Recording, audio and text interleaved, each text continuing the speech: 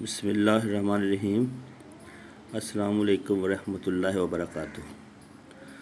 آج کے ہمارے لیکچر کا ٹاپک ہے تعلیمی اداروں میں نظم و ضبط کی کمی کے اسباب۔ تو تعلیمی اداروں میں بہت ساری وجوہات ہیں تعلیمی نظم و ضبط میں کمی کی، تو ان میں سے بعض جو بہت نمایاں اسباب ہیں وہ درج ذیل ہیں۔ نمبر 1 ہے والدین کی عدم توجہی اور لاپرواہی۔ تو بچوں کی تعلیم و تربیت اور پرورش کی بنیادی ذمہ داری والدین کی ہوتی ہے۔ تمام بچوں کو والدین کی بھرپور توجہ اور نگرانی کی ضرورت ہوتی ہے۔ بدقسمتی سے بہت سے والدین جو ہیں وہ اپنی مصروفیات اور معاملات میں الجھے ہونے کی وجہ سے اپنے اولاد کے لیے وقت بھی نہیں نکال سکتے، تو اس طرح وہ پوری طرح جو ہے نا بچوں کی تعلیم و تربیت پر توجہ نہیں دے سکتے، اور ان کی بے توجہی اور لاپرواہی کی وجہ سے بچوں میں غیر ذمہ داری اور لاپرواہی کے رویے جو ہیں وہ پروان چڑھتے ہیں۔ تو اسی وجہ سے بہت سے بچے ایسے پس منظر سے منفی رویے اور غلط عادات لے کر تعلیمی اداروں میں آتے ہیں، جن کے باعث تعلیمی اداروں میں نظم و ضبط کے مسائل پیدا ہوتے ہیں۔ دوسرا سبب جو ہے اساتذہ کا کردار بھی ہے۔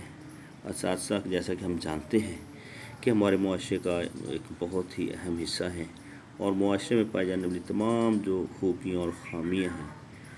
جو معاشرہ اپنے اندر لیے ہوئے ہے، وہ نئی نسل کی تعلیم و تربیت کے ذمہ دار جو ہیں اس میں اساتذہ ہیں۔ وہ اپنے کمتر معاشرتی مقام، کم آمدنی اور محدود وسائل کے باعث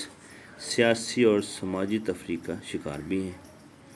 تو مادیت پرستی سے بھرپور معاشرے کے اثرات دوسرے لوگوں کی طرح ان کی تدریسی ذمہ داریوں اور فرائض پر بھی اثر انداز ہو رہے ہیں۔ ان میں سے بعض کمرہ جماعت کے اندر ہی خود کو استاد سمجھتے ہیں، باہر نہیں۔ اس طرح طلباء کی شخصیت سازی اور اخلاقی تربیت کو اپنی ذمہ داری بھی ان میں سے بہت سارے اساتذہ خیال کرتے ہیں کہ ان کی ذمہ داری نہیں ہے، اور کام کے غیر حقیقی بوجھ، غیر ضروری سرکاری ذمہ داریوں اور مالی فوائد کے حصول نے ان کو تدریس کے اصل کام سے بھی دور کر دیا ہے۔ اسی طرح مذہبی اور سیاسی جماعتوں کی مداخلت کے باعث خود اساتذہ نظم و ضبط کے مسائل کا شکار بھی ہیں، اور ان کے باہمی جھگڑے، عدم برداشت اور قول و فعل میں تضاد،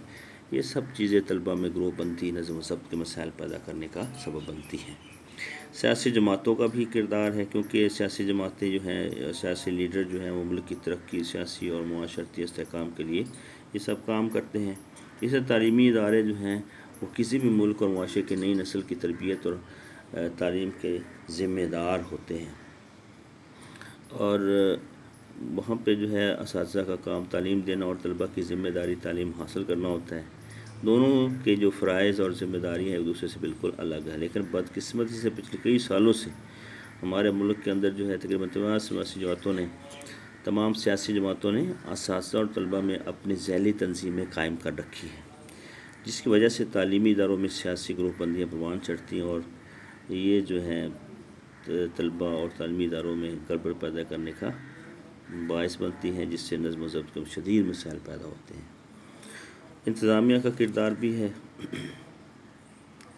انتظامیہ جو ہے اس کا کام کیا ہوتا ہے کہ وہ اپنے اساتذہ، طلباء اور ادارے کی فلاح و بہبود اور ترقی کو یقینی بنائیں، لیکن ان تمام اداروں میں دیکھا گیا ہے کہ تعلیمی، تدریسی اور دیگر سہولتیں یکساں اور مناسب طور پر فراہم نہیں کی جاتی، جس سے ان اداروں کے طلباء میں احساس محرومی پیدا ہوتا ہے، جس کے رد عمل سے نظم و ضبط کے مسائل پیدا ہوتے ہیں۔ تو انتظامیہ کے لا تعلق اور غیر ذمہ دارانہ منفی رویے کے باعث طلباء احتجاجی رویہ بھی اختیار کر لیتے ہیں بعض اوقات، اور ایسی صورتحال میں مخصوص سیاسی گروہ اور افراد جو ہیں وہ صورتحال کو مزید خراب کر دیتے ہیں، جس کی وجہ سے نظم و ضبط کے شدید مسائل پیدا ہو رہی ہیں۔ اس کے علاوہ کچھ اور وجوہات بھی ہیں، جیسے ہم دیکھتے ہیں کہ تعلیمی اداروں اور انتظامیہ کی طرف سے بعض اوقات طلباء غیر ضروری تکلیف دہ اور ناروا پابندیاں جو ہیں ان پہ لگا دی جاتی ہیں، جس کی وجہ سے ان کے اوپر منفی اثرات پڑتے ہیں، اور جن میں مخصوص کتب کی خریداری ہوتی ہے کہ یہ خاص قسم کی کتابیں جو ہے نا بچے خریدیں اور کوئی کتاب نہیں خریدنی پڑھنے کے لیے، اور اس طرح ٹیوشن کے لیے پابند کر دیا جاتا ہے بعض اوقات بچوں کو، اور مخصوص دکان سے اسکول یونیفارم اور اسٹیشنری کی خریداری، اس طرح عدم تعمیل جو ہے نا کرنے پر ان کو سزا بھی دی جاتی ہے۔ تو اس سے بھی نظم و ضبط کے مسائل پیدا ہوتے ہیں۔ ملک کے سیاسی انتشار، منفی معاشرتی رویوں، غلط تعلیمی فیصلوں اور غیر یقینی صورتحال کے باعث طلباء کو معاشرے میں اپنا مستقبل جو ہے وہ تاریک نظر آنے لگتا ہے، جس سے بڑھتی ہوئی بے روزگاری اور امیر و غریب کے درمیان جو فرق ہے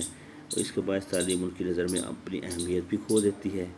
اور وہ اضطراب اور بے چینی کا شکار ہو جاتے ہیں۔ ایسے حالات میں وہ معاشرے اور اس کے نظام کے خلاف بغاوت اور جارحیت پر آمادہ ہو جاتے ہیں۔ اللہ